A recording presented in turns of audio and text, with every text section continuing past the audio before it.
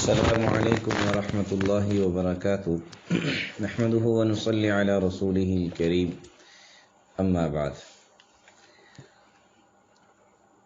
13ویں سپارے کا خلاصہ ہم پڑھیں گے 12ویں سپارے کے آخر میں عزیز مصر کا خواب دیکھنا اور پھر حضرت یوسف علیہ السلام کا اس کی تعبیر بتلانا، پھر عزیز مصر کا حضرت یوسف علیہ السلام کو طلب کرنا اور یوسف علیہ السلام کا بغیر واقعے کی تحقیق کے اور جس بات کی بنا پر ان کو جیل ڈالا گیا تھا اس کی تحقیق کے بغیر یوسف علیہ السلام کا جانے سے انکار، اس کا تذکرہ تھا۔ اب جو 13ویں سپارے کی جو ابتدا ہوتی ہے تو وہ اس سے ہے کہ حضرت یوسف علیہ السلام نے فرمایا کہ وما ابرئ نفسی ان النفس لامارۃ بالسوء الا ما رحم ربی، کہ نفس تو برائیوں کی جڑ بن جاتی ہے لیکن جس پر اللہ رحم کر دے اللہ اس کو بچا لیتے ہیں۔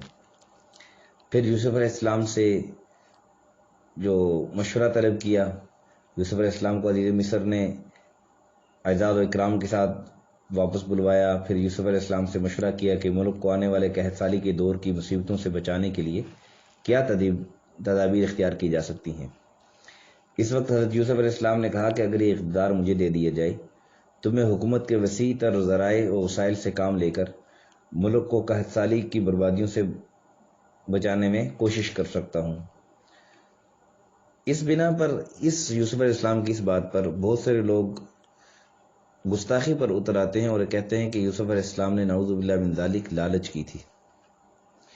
اگر یوسف علیہ السلام نے لالچ کی ہوتی تو یوسف علیہ السلام جیل سے آنے سے پہلے جب بادشاہ نے ان کو بلا دیا تو اس وقت ہی انکار کر دیتے کہ بھائی مجھے جو ہے نا وہ پیسے چاہیے تب میں کروں گا، آؤں گا، یا یوسف علیہ السلام اسی وقت فوراً نکل آتے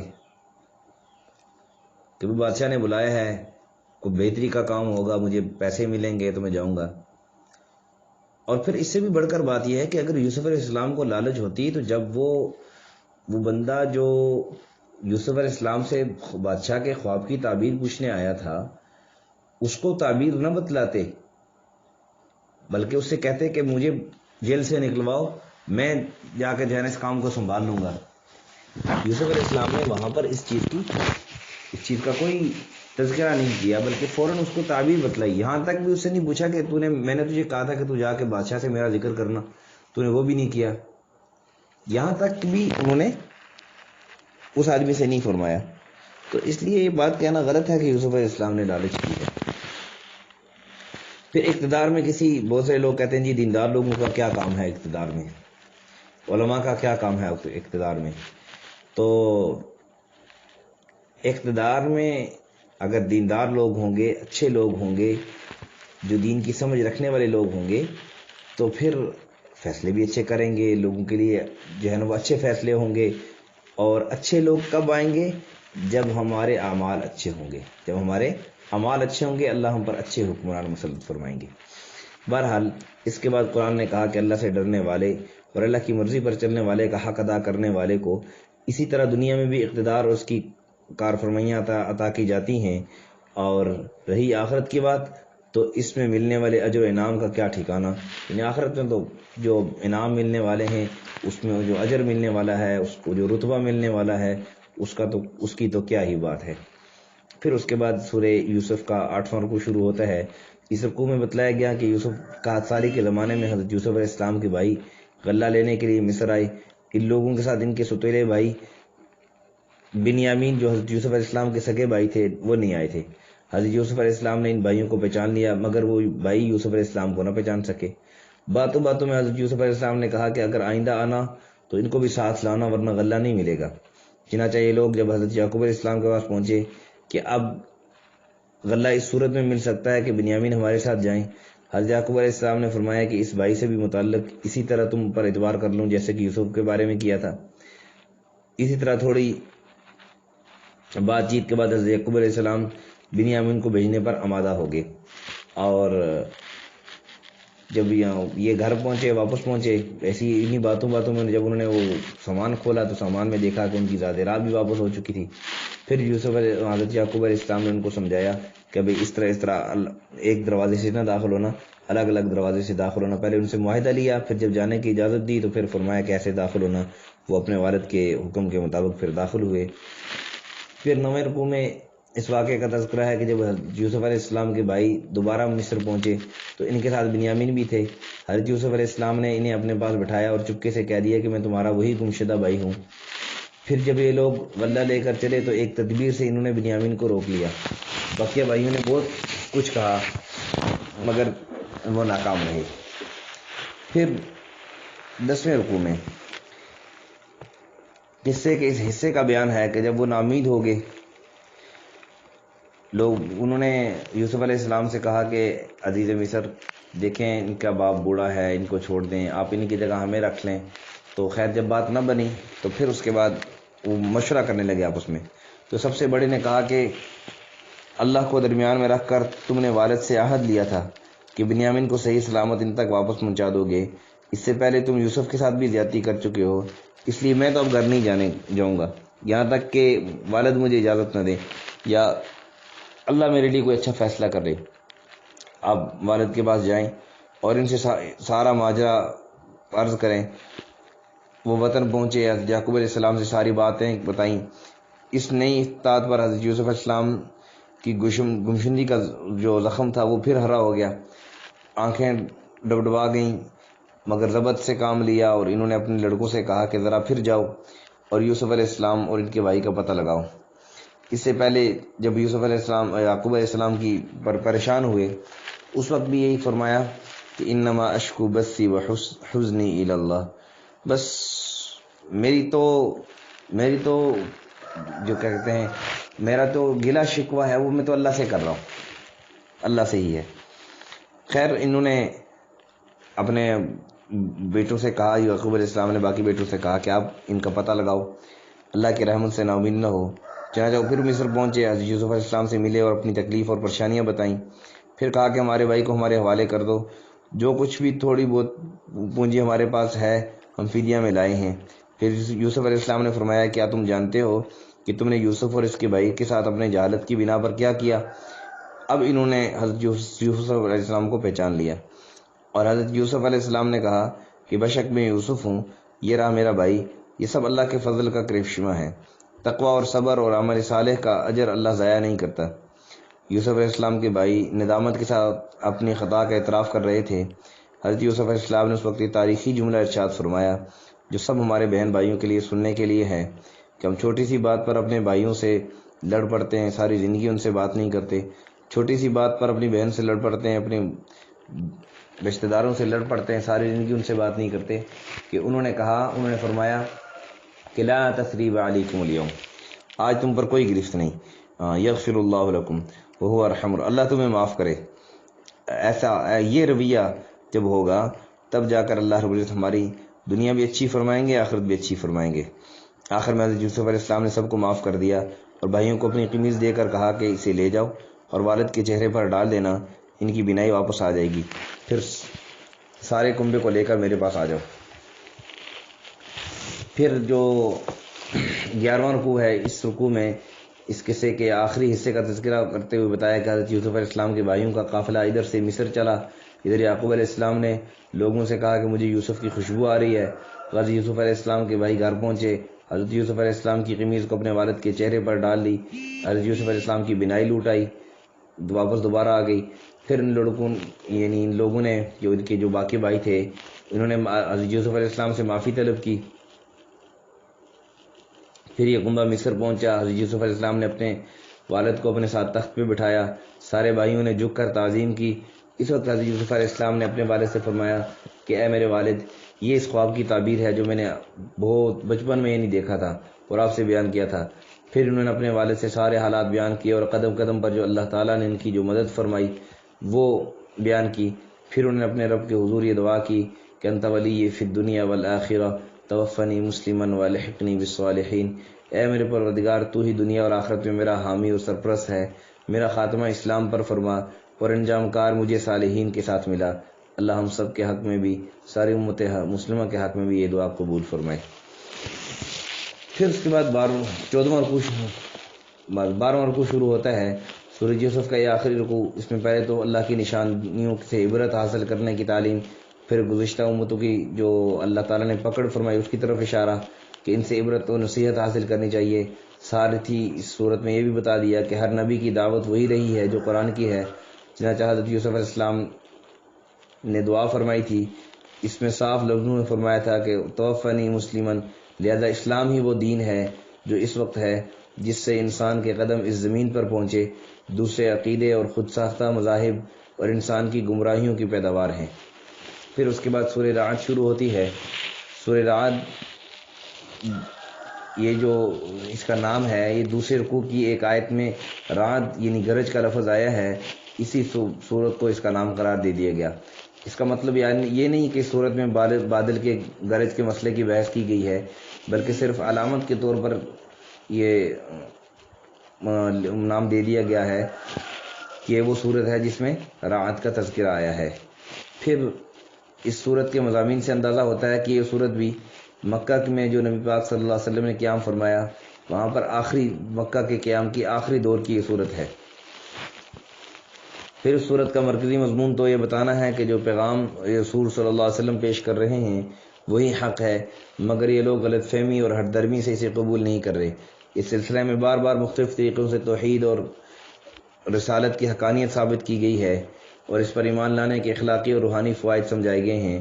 درمیان میں جا بجا مخالفین کے اعتراضات کا ذکر کیے بغیر ان کے جوابات دیے گئے ہیں۔ نیز مومنین جو برسوں سے سخت اور طویل جدوجہد کی وجہ سے تھکے جا رہے تھے، بے چینی کے ساتھ غیبی امداد کے منتظر تھے، ان کو تسلی دی گئی ہے۔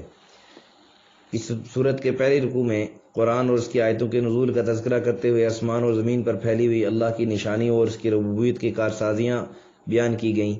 اس طرح سمجھایا کہ جس خدا نے تمہاری جسمانی ربوبیت کے ساتھ ایسا عظیم الشان کارخانہ بنایا ہے، کیا اس کے خزانے تمہاری روحانی تربیت اور پرورش کے سے خالی ہو سکتے ہیں؟ اسی روحانی تربیت کے لیے قرآن نازل ہوا ہے۔ پھر کائنات کے اسی نظام سے قیامت پر دلیل لائی گئی ہے اور ان لوگوں کی عقلوں پر تعجب کا اظہار ہے جو قیامت کے قائم ہونے کو ناممکن سمجھ رہے ہیں۔ یہ عظیم الشان تخلیقی کرشمے تو ان بے عقلوں کے بے باعث حیرت نہیں اور یہ حسرت کر رہے ہیں، آخرت کی زندگی پر حسرت کر رہے ہیں کہ موت کی بعد دوبارہ کی پیدائش ہونے پر جو ہے نا، پیدا ہونے پر حسرت کر رہے ہیں۔ حالانکہ تو اب پہلی دفعہ چیز بنانا یہ مشکل ہوتا ہے، دوبارہ بنانا تو کوئی مشکل نہیں۔ پھر دوسرے رکوع میں اللہ تعالیٰ کے عالم الغیب ہونے کو بیان کیا اور کہا کہ رات کی سیاہ تاریکیوں میں عمل ہو یا دن کے اجالے میں، دل کے ارادے سے ہو یا زبان کے الفاظ، کوئی چیز بھی اور کوئی بات اللہ سے پوشیدہ نہیں۔ پھر قدرت الہی کا تذکرہ ہے کہ وہ اپنے ارادے کو ہر عمل کی شکل دینے پر پوری طرح قادر ہے۔ کسی قوم پر کوئی عذاب لانا چاہے تو کوئی طاقت اسے ٹال نہیں سکتی۔ پھر بتایا کہ آسمان و زمین کی ہر چیز اللہ تعالیٰ کی فرمانبردار ہے، اللہ تعالیٰ کی فرمانبرداری میں لگی ہے۔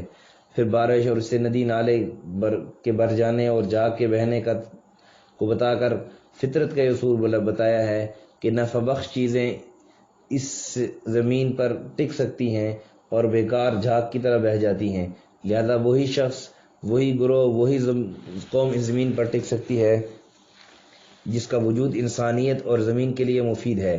ساتھ ہی رکوع میں اللہ تعالیٰ نے اپنی اس سنت کی تعلیم دی کہ خدا نے آج تک اس قوم کی حالت نہیں بدلی، نہ ہو خیال آپ اپنی حالت کے بدلنے کا، یعنی جس کو اپنی حالت بدلنے کا خیال نہ ہو تو اللہ رب العزت بھی اس کی حالت نہیں بدلتے۔ پھر اس کے بعد تیسرا رکوع شروع ہوتا ہے۔ اس رکوع میں خوف الہی، وعدے کی پابندی اور نماز، زکوٰۃ وغیرہ ایسی چند صفتوں کا تذکرہ کیا ہے جس کو اپنا کر انسان آخرت کی کامرانی حاصل کر سکتا ہے۔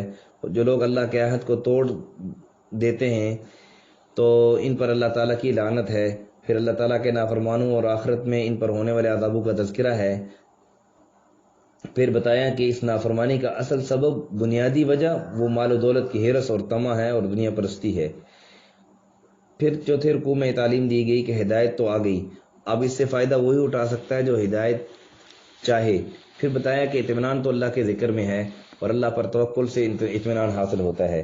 پھر 5ویں رکوع میں بتایا کہ اللہ تعالیٰ نے اپنے رسول صلی اللہ علیہ وسلم کو تسلی دی کہ اور بتایا کہ پیغام الہی کے ساتھ یہ کوئی نیا معاملہ نہیں جو کیا جا رہا ہے، ہمیشہ سے یہ ہوا ہے کہ جو ہدایت یافتہ لوگ ہیں ان کا مذاق اڑایا گیا، ان پر آوازیں کسی گئیں، طرح طرح سے انہیں ستایا گیا، اور سنت الہی یہی رہی ہے کہ ایسے بدبختوں کو اللہ تعالیٰ مہلت دیتا ہے، اور جو مہلت کی جو میعاد ہے، وقت ہے، ختم ہو جاتا ہے تو پھر ان کے لیے دنیا میں بھی ہلاکت نازل کرتا ہے اور آخرت میں بھی ان کے لیے عذاب ہوگا۔ پھر اس کے بعد چھٹا رکوع شروع ہوتا ہے، اس سورہ رعد کا چھٹا رکوع شروع ہوتا ہے۔ اس رکوع میں کہا گیا کہ منکرین کہا کرتے تھے کہ کیسے رسول ہیں کہ ان کی بیویاں بھی ہیں اور یہ شادیاں بھی کرتے ہیں، مطلب یہ کہ اللہ کے رسول کو تو بشریت سے کوئی ماوراء مخلوق ہونی چاہیے۔ اس رکوع میں اس بات کی تردید کی گئی اور کہا گیا کہ آپ سے پہلے بھی جتنے رسول آئے سب بشر تھے، سب کی بیویاں تھیں، اولاد تھیں۔ یہ بات دوسری جگہ یوں کہی گئی کہ انسانوں کی بستی میں رسول انسان ہی ہوگا، اگر یہ فرشتوں کی بستی ہوتی تو فرشتے رسول بن کر آتے۔ پھر اس رکوع میں کافروں کو تنبیہ کی گئی کہ وہ سنبھل جائیں ورنہ ان کے لیے بہت برا وقت آ رہا ہے اور کوئی طاقت ان کی اللہ تعالیٰ کے اس عذاب کو ٹال نہیں سکے گی۔ پھر سورہ ابراہیم شروع ہوتی ہے۔ اس سورت کا نام ابراہیم رکھا گیا ہے۔ اس چھٹے رکوع کی آیت میں وَإِذْ قَالَ إِبْرَاهِيمُ رَبِّ اجْعَلْ هَٰذَا بَلَدًا آمِنًا اس کا تذکرہ ہے، اس اعتبار سے اس سورت کا نام سورہ ابراہیم رکھا گیا۔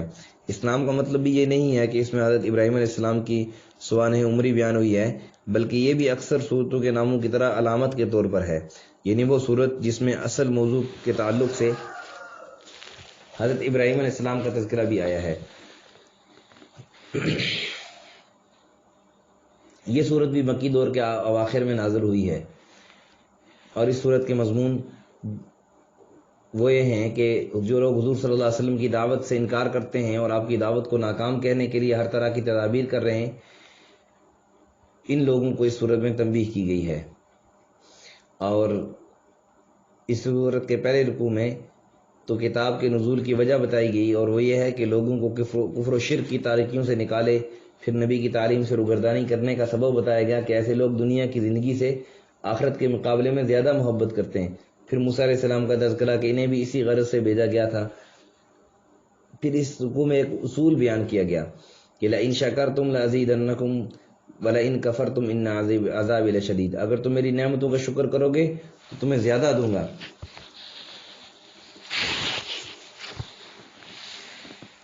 پھر دوسرے رکوع میں حضرت موسیٰ علیہ السلام کی اس تقریر کا ذکر ہے جو انہوں نے اپنی قوم کے سامنے کی تھی۔ آپ علیہ السلام نے قوم سے فرمایا تھا کہ اللہ کے اپنے بندوں کی عبادت سے بے نیاز ہے، صرف بندوں ہی کے فائدے کے لیے اس نے عبادت کا حکم دیا۔ اس کے بعد عبرت دلانے کے لیے نافرمان امتوں کا تذکرہ کیا اور بتایا کہ انہوں نے اپنے رسولوں سے کیا سلوک کیا اور ان رسولوں نے کس طرح صبر و استقلال کے ساتھ تبلیغ کا کام انجام دیا اور اپنے دشمنوں تک سے کیسا رویہ رکھا کہ دشمنوں سے بھی اچھے اخلاق سے پیش آئے۔ پھر اس کے بعد تیسرا رکوع شروع ہوتا ہے۔ تیسرے رکوع میں گزشتہ جو نافرمان قوموں ان کی گستاخانہ گفتگو کا تذکرہ ہے جو انہوں نے اپنے رسولوں کے ساتھ کی، پھر ان قوموں کی ہلاکت اور ان کی جگہ دوسری قوموں کو لانے کا تذکرہ، پھر دوزخیوں کی سزا کا ذکر ہے جو عبرتناک ہے۔ فرمایا کہ دوزخ میں ان کو پانی کی جگہ پیپ پلائی جائے گی، اللہ ہم سب کی حفاظت فرمائے۔ یہ اس گھونٹ گھونٹ اسے پئیں گے مگر حلق سے نہیں اتار سکیں گے، اور چاروں طرف سے ان کو موت آئے گی لیکن یہ پی نہیں سکیں گے اور موت بھی ان کو نہیں آئے گی۔ پھر چوتھے رکوع میں پہلے تو شیطان کے اس رویے کا ذکر ہے جو قیامت کے دن اس کا اپنی پیروی کرنے والوں کے ساتھ ہوگا اور اپنے پیروکاروں سے کہے گا کہ اللہ کا وعدہ سچا تھا، میں نے تو جو تمہیں پٹی پڑھائی تھی وہ تو غلط تھی، میں نے تم پر کوئی زبردستی تو نہیں کی تھی، میں نے تو صرف اس طرح کیا تھا کہ تم اپنی طرف بلایا اور تم نے میرا کہا مان لیا، پھر مجھ پر کیوں الزام دیتے ہو؟ اپنے آپ کو ہی الزام دو۔ آج نہ میں تمہاری فریاد رسی کر سکتا ہوں نہ تم لوگ میری فریاد رسی کر سکتے ہو۔ اس میں نیک کلمہ کی مثال پاکیزہ درخت اور گمراہی کی مثال ناپاک درخت سے دی گئی ہے۔ پھر پانچویں رکوع میں اللہ تعالیٰ نے اپنے بہت سے انعامات اور بے شمار فضل کا تذکرہ کیا جو اس نے اپنے بندوں پر کیے ہیں، اور کہا ہے کہ کفر کرنے والوں کو نے اللہ تعالیٰ کی نعمتوں پر بجائے اللہ کے شکر ادا کرنے کے ناشکری کی ہے، نہ صرف خود ہلاکت کے غار میں گرے ہیں بلکہ اپنی نفسانی تحریکوں میں اپنی قوم کو بھی مطلع کر رکھا ہے۔ پھر ایمان والوں سے کہا گیا کہ نماز پڑھتے ایمان والوں کی صفت بیان ہوئی کہ ایمان والے نماز پڑھتے ہیں اور اللہ کی راہ میں خرچ کرتے ہیں، اور ایمان والوں سے ان کی اس چیز کی تاکید بھی کی گئی کہ نماز پڑھو اور اللہ کی راہ میں خرچ کرو۔ پھر اس کے بعد چھٹے رکوع میں حضرت ابراہیم علیہ السلام کی اس دعا کا تذکرہ ہے جنہوں نے مکہ معظمہ میں اور اپنی اولاد کے لیے کی تھی۔ نیز ان کی حمد و ثنا کا تذکرہ جنہوں نے حضرت اسماعیل علیہ السلام اور حضرت اسحاق علیہ السلام جیسے سعادت مند فرزندوں کے عطا فرمانے کی بنا پر اللہ سے کی تھی۔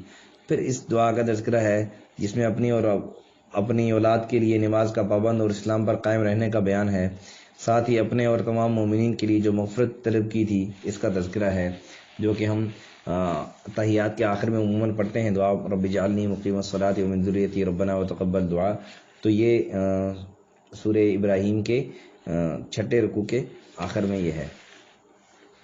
پھر اس کے بعد سورہ ابراہیم کا جو آخری رکوع 7واں رکوع ہے، اس میں بتایا کہ اللہ کی نافرمانی کرنے والوں کے لیے سخت وعید ہے اور ان سزاؤں کا بیان ہے جو قیامت کے دن ان کے لیے مقرر کی گئی ہیں۔ ساتھ ہی قیامت کے کچھ ہولناک مناظر کا تذکرہ ہے کہ اس روز تم مجرموں کو زنجیر وغیرہ میں جکڑے ہوئے دیکھو گے اور وہ گندک کے کرتے پہنے ہوں گے اور ان کے منہ پر آگ لگ رہی ہوگی۔ یہ اللہ تعالیٰ ہم سب کی اس سے حفاظت فرمائے اور ہم سب کو اپنی فرمانبرداری اور اپنی اطاعت میں اور پیارے حبیب صلی اللہ علیہ وسلم کے طریقوں کے مطابق زندگی گزارنے کی توفیق نصیب فرمائے۔ یہ تھا 13ویں سپارے کا مختصر خلاصہ۔ اللہ سمجھ عمل کی توفیق نصیب فرمائے۔